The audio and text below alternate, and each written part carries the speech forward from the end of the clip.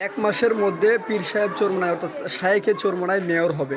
তো এই বিষয়টা কিন্তু ইসলামী আইনজীবী পরিষদ তথা পীর সাহেব চরমোনাইয়ের যে রাজনৈতিক সংগঠন ইসলামী আন্দোলন বাংলাদেশের অঙ্গ সহযোগী সংগঠন ইসলামী আইনজীবী পরিষদের যে আইনজীবীরা আছেন তারা কিন্তু আশ্বস্ত করছে যে হচ্ছে এক মাসের ভিতরে উচ্চ আদালতে হাইকোর্টে আপিল করে তারা হচ্ছে মেয়র হওয়ার সম্ভাবনা আছে এবং মেয়র হতে পারবেন।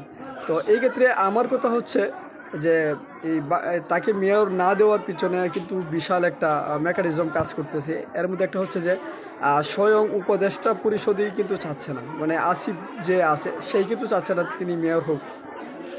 কারণ আর এর মূল কারণ হচ্ছে বিদেশিরা কিন্তু মানে হচ্ছে এই সময়টাতে হুজুরদেরকে একটা নগরের জন্য নগর পিতা হিসেবে অ্যাকসেপ্ট করতে চাচ্ছে না। এখানে মূল হুতা হচ্ছে বিদেশি। আর সেই কারণে কিন্তু তারে হচ্ছে গতকালকে রায় দেওয়ার কথা ছিল কিন্তু রায় দেয় নাই।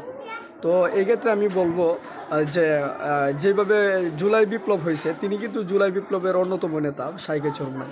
তো সেই ক্ষেত্রে তারা যদি একটা মানে দৌড়ঝাঁপ করতে পারে, একটা স্ট্রংলি একটা অবস্থান নিতে পারে, তাহলে হচ্ছে সরকার তাকে নগরপিতা করতে বাধ্য হবে। আর এমনিতে হাইকোর্টের মাধ্যমে হচ্ছে যে নমনীয়তা ভাবের মাধ্যমে হচ্ছে মেয়র হওয়ার সম্ভাবনা আমার দৃষ্টিতে নেই। তো যেহেতু আইনজীবী পরিষদ বলছে যে এক মাসের ভিতরে হচ্ছে তিনি মেয়র হতে পারবেন, তো আমরাও আশা করি এক মাসের ভিতরে মেয়র হোক, তিনি বরিশালের নগরপিতা হোক।